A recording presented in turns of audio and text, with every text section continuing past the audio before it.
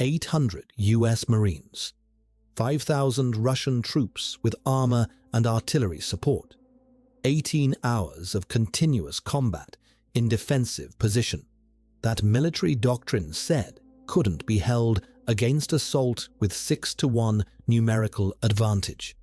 Every tactical calculation predicted American position would be overrun within hours once Russian forces committed to full-scale assault. What actually happened over those 18 hours didn't just defy the mathematics of force ratios.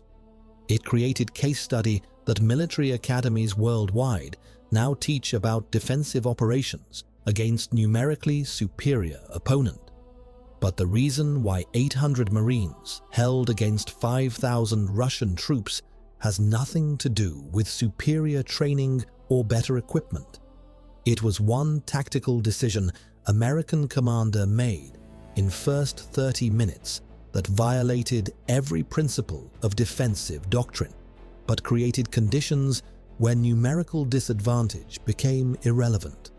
And understanding that decision requires waiting for revelation that transforms everything about modern defensive operations. And what happens when commander recognizes conventional doctrine will fail and chooses unconventional approach that doctrine specifically warns against. Just weeks ago, American Marines established defensive position controlling strategic terrain that both American and Russian forces considered critical for broader operational objectives. Position wasn't heavily fortified. Marines had been there less than 72 hours without time for extensive preparation. Intelligence indicated Russian forces were massing nearby, but assessment suggested Russian attack wouldn't occur for several days, allowing time for American reinforcement. That assessment was wrong. Russian commanders accelerated timeline launching assault with 5,000 troops supported by armor and artillery before American reinforcements could arrive. Marines at defensive position had two options based on standard doctrine: attempt to hold position against overwhelming force, accepting high casualties and probable defeat, or conduct fighting withdrawal preserving force but conceding strategically important terrain. Battalion commander chose neither option. Decision commander made wasn't in tactical playbook and violated principles every Marine officer learns about defensive operations. But that unconventional decision is what enabled 800 Marines to achieve what conventional doctrine said was impossible. Welcome to Andre Navy Report, where military analysis meets operational reality. Hour 0. Russian assault began with artillery preparation, designed to suppress American defensive positions and enable armor infantry advance.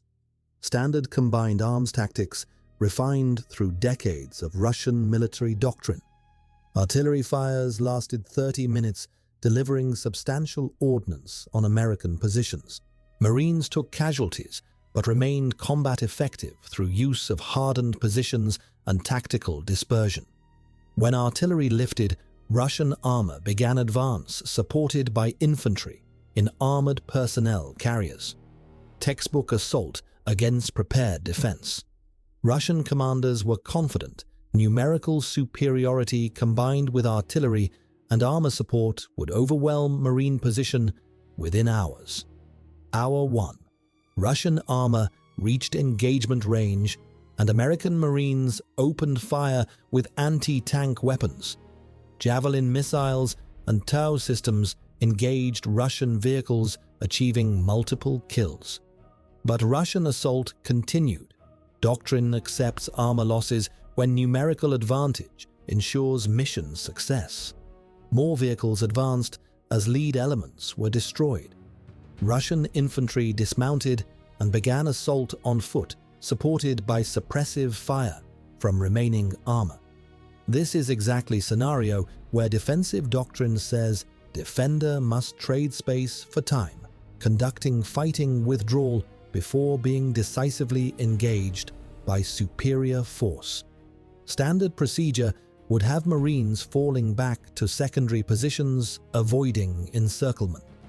Battalion commander ordered opposite. Marines would hold positions and refuse to yield any ground regardless of Russian pressure. Hour 3. Russian assault intensified with second wave committed after first wave made limited progress. More armor, more infantry, more artillery supporting continued pressure on Marine positions. Casualties on both sides were mounting. Russian forces had numerical advantage, allowing them to absorb higher absolute casualties while maintaining combat power. Marines had limited personnel. Every casualty reduced defensive capability significantly. Mathematics of attrition favored Russians overwhelmingly. Yet Marines maintained defensive integrity, preventing Russian penetration. Russian commanders were frustrated. Assault should have succeeded by now, based on force ratios and tactical doctrine. Something about American defense wasn't following expected patterns that doctrine predicted. But here's where battle reveals what Russian commanders didn't understand about American defensive approach. That Marine Battalion commander's decision to refuse withdrawal wasn't stubborn determination to hold untenable position. It was calculated tactical choice based on assessment that conventional defense in-depth trading space for time would fail because terrain behind Marine positions didn't offer better defensive positions. Withdrawing meant fighting in worse terrain against pursuers maintaining pressure. Commander recognized only way to survive was winning defensive battle at initial positions despite numerical disadvantage. That recognition led to unconventional decision. Rather than defending passively absorbing Russian pressure until forced to withdraw, Marines would conduct aggressive defense, actively attacking Russian forces while maintaining defensive positions.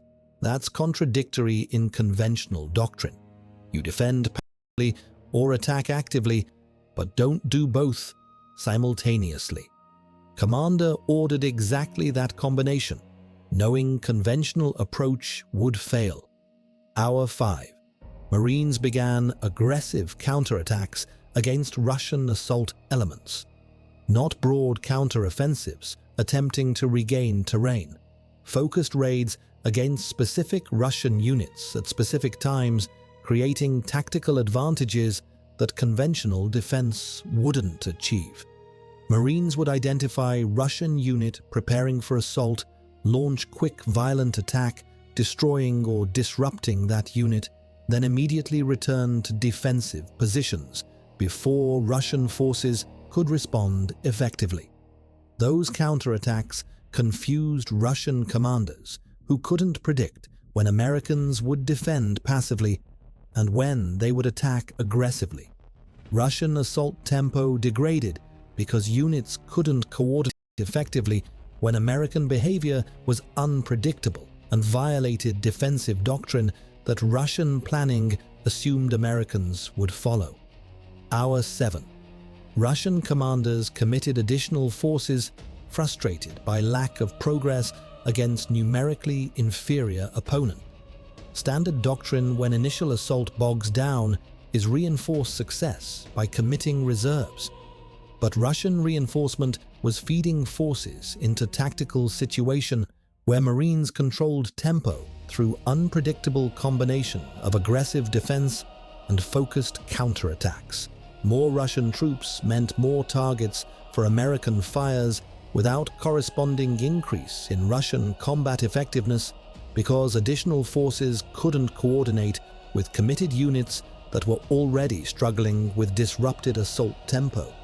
Marines were achieving economy of force through tactical initiative despite numerical inferiority, making Russian numbers work against them by creating target-rich environment where American precision fires were more effective than Russian volume fires.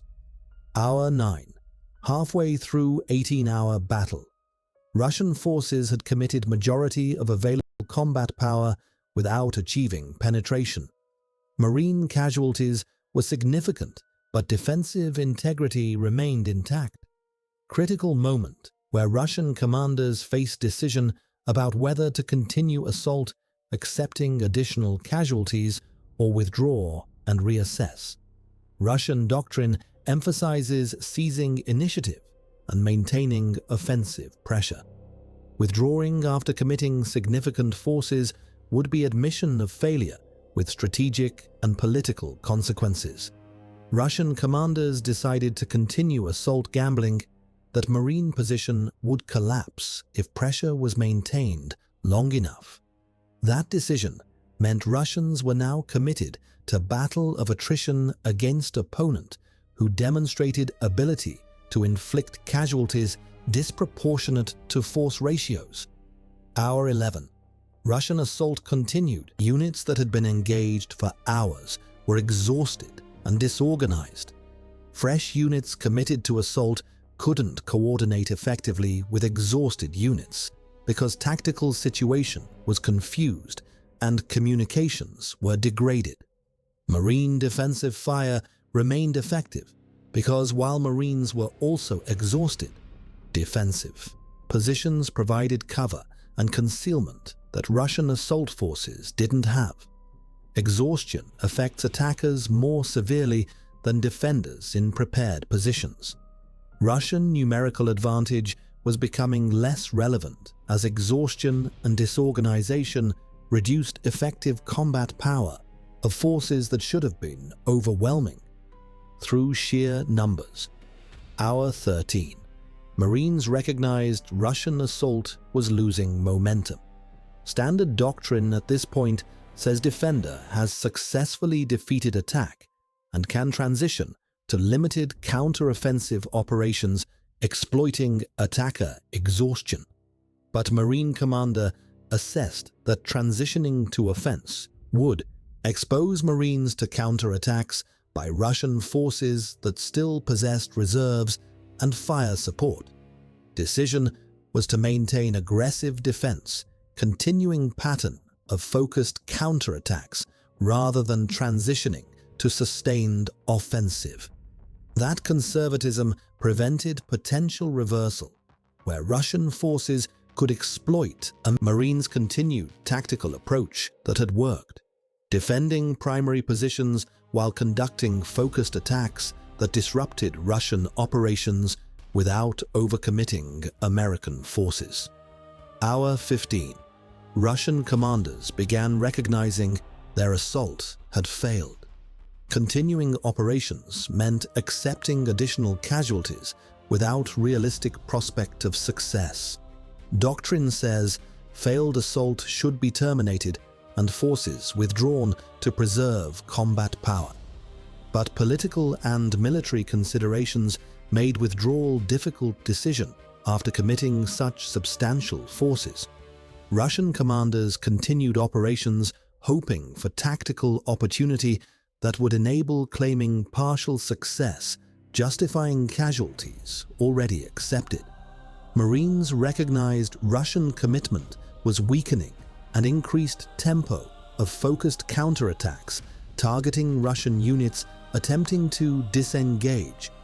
That prevented Russians from conducting organized withdrawal, forcing them to either maintain assault or accept disorganized retreat. Hour 17. Russian forces began withdrawing under pressure. Not organized tactical withdrawal preserving unit integrity.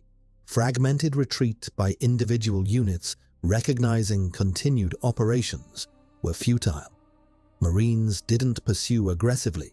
Doctrine says exhausted defender shouldn't pursue retreating enemy, risking overextension. Focused counterattacks continued against Russian forces in contact, ensuring withdrawal remained disorganized and prevented Russians from establishing intermediate defensive positions that could cover retreat. By hour 18, Russian forces had withdrawn beyond engagement range. Battle was over. 800 Marines had defeated assault by 5,000 Russian troops through aggressive defense that conventional doctrine said was impossible.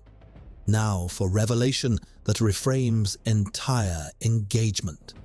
Remember that Marine Commander's decision to conduct aggressive defense, combining passive holding with active counterattacks. That wasn't desperate improvisation by Commander inventing tactics during crisis. It was deliberate implementation of operational concept that Commander had studied extensively before battle based on historical analysis of defensive operations where numerically inferior forces succeeded. Specifically, Commander had studied defensive battles where conventional doctrine failed and unconventional approaches succeeded. Analysis revealed pattern. Defenders succeeding against superior numbers typically seized tactical initiative through aggressive actions that attackers didn't expect and couldn't counter effectively. Commander recognized American position had same characteristics as historical cases where aggressive defense succeeded. Decision to violate conventional doctrine wasn't gamble. It was application of lessons from historical analysis that conventional doctrine doesn't incorporate because it emphasizes standardized approaches rather than adaptive decision-making. Think about implications for military education and doctrine. Standard doctrine teaches defensive operations through principles that work in most scenarios. But standardization that makes doctrine teachable also makes it predictable. Enemy can plan operations assuming defender will follow doctrinal approaches. Commander who understands when doctrine will fail and has studied alternatives can achieve results that surprise opponents expecting conventional defense.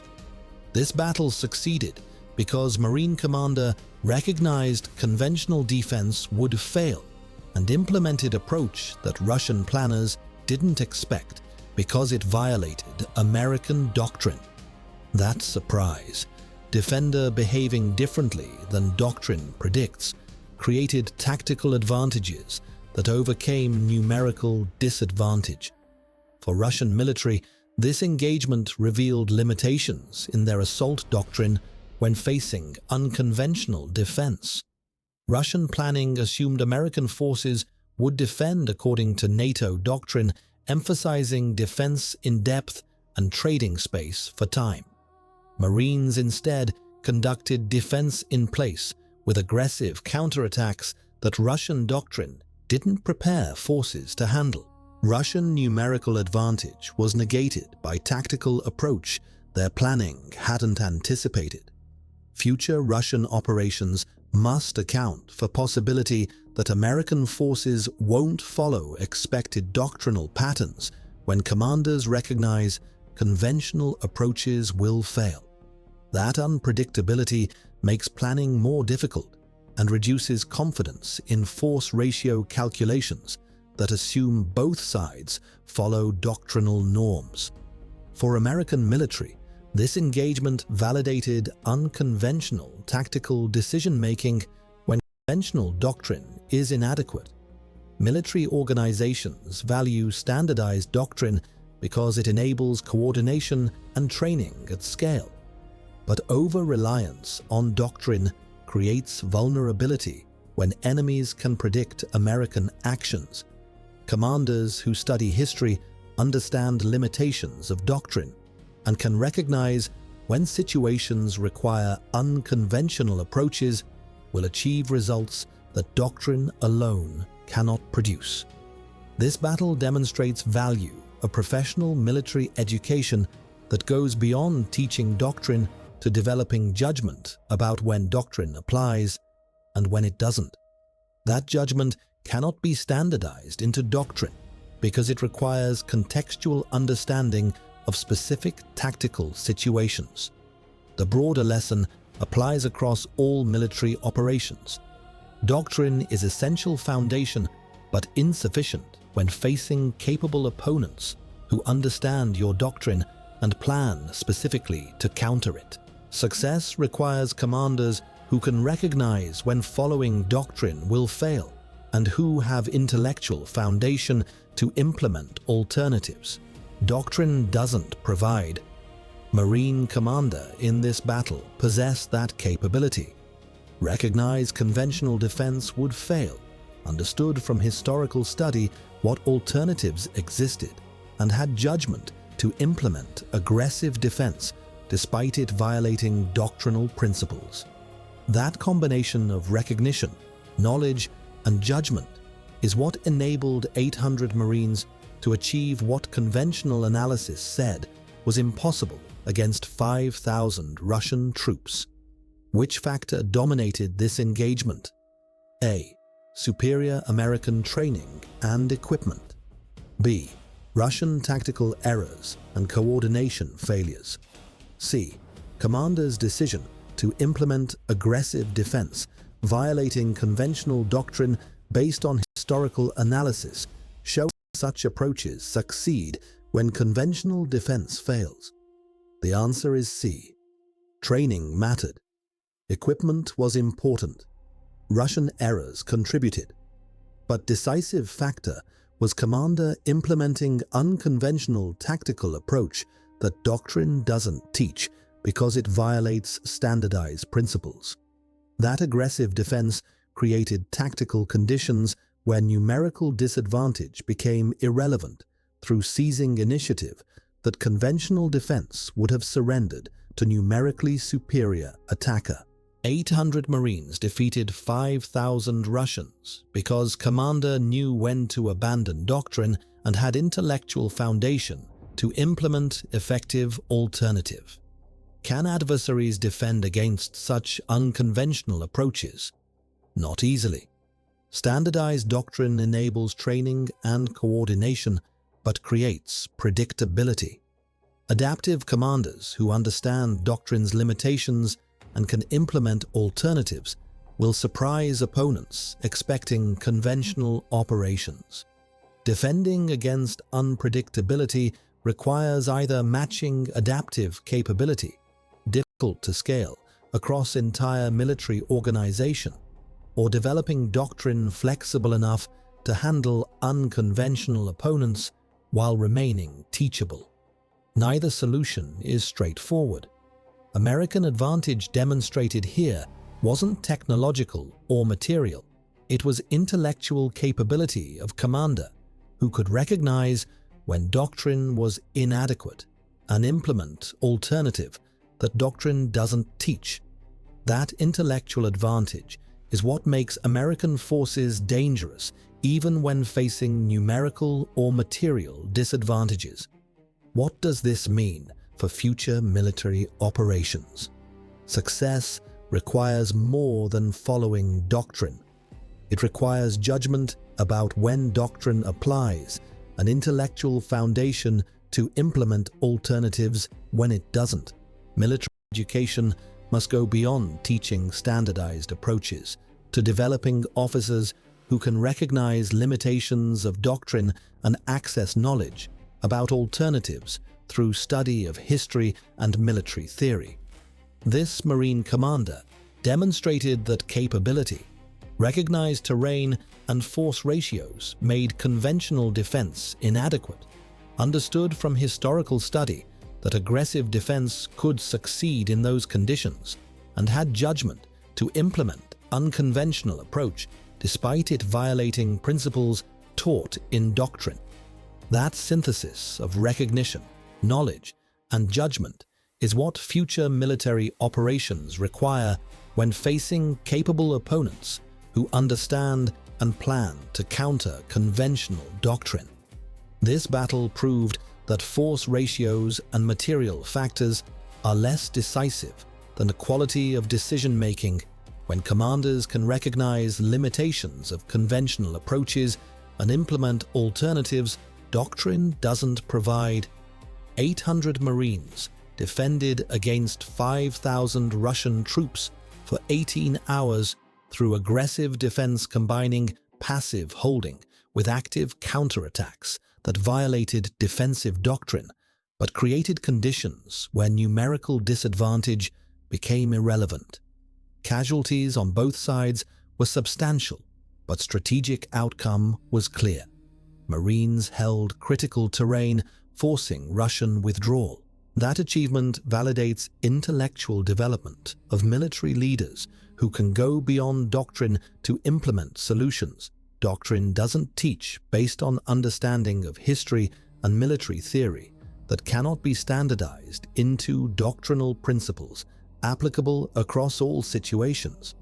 Subscribe to Andre Navy Report, where military analysis meets operational reality, where 800 Marines demonstrate that understanding when doctrine fails and having intellectual foundation to implement alternatives enables defeating numerically superior opponents, where 18-hour battle proves adaptive decision-making overcomes force ratio disadvantages when commanders can recognize what doctrine cannot teach, where aggressive defense violating conventional principles succeeded because commander understood from historical study that such approaches work when conventional defense fails.